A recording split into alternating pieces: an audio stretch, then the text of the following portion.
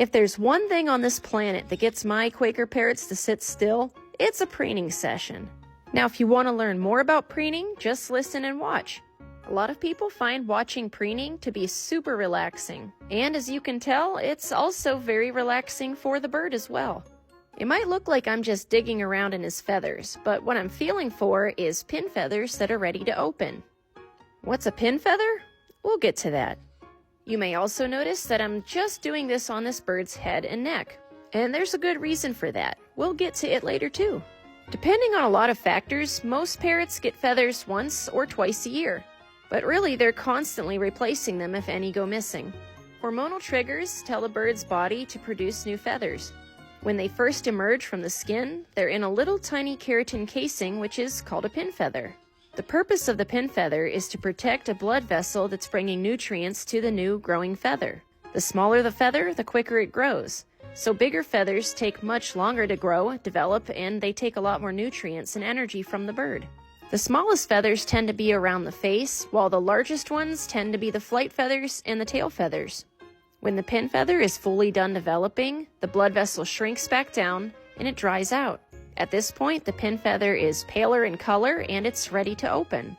Aside from birds with mobility issues or disabilities, they can usually reach every feather on their body on their own. But many birds struggle to reach the head and neck areas.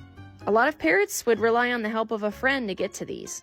Now right here, I thought Chucky was about to fall asleep. He tucked his little head right onto his foot and just got so comfortable. Chucky does have a bird companion that could be helping him with his pin feathers, but his companion doesn't do it for him. Luckily, I'm friends with Chucky too, so I can help him out. But one of the most important things that I have to remember is sticking to the head and neck areas. Ideally, you should be able to handle your bird just about anywhere in their body. This is for their health and safety. You never know when they're going to need to be inspected or examined by a vet, so this is a great thing to desensitize them to. However, stroking, petting, or preening areas other than the head and neck are usually considered off limits, as stroking these areas can cause unwanted hormonal surges. The belly, chest, tail, and back are considered erogenous zones for parrots.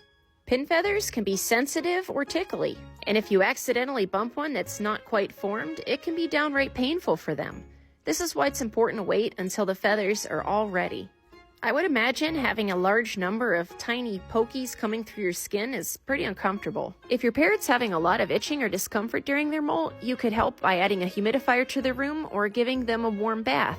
Keratin naturally softens when it's exposed to water. If you've never preened your parrot before or they seem a little bit unsure, it's a good idea to just start out with some head scratches.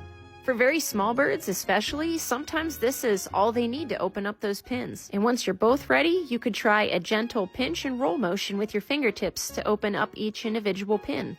And if you do it right, you may be lucky enough to have your parrot preen you back. Some birds will actually reciprocate by preening your fingers or your hair.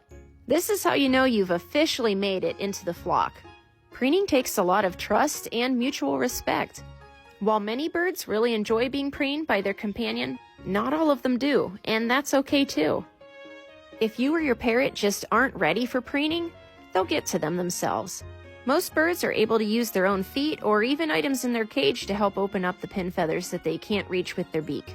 But don't give up, because preening is a wonderful bonding experience for both of you, and it's well worth the effort. With time and practice, you may eventually be able to preen your bird. If you enjoyed this video and want more information or tips on preening, check out the playlist, because I just so happen to love talking about feathers, preening, and bonding.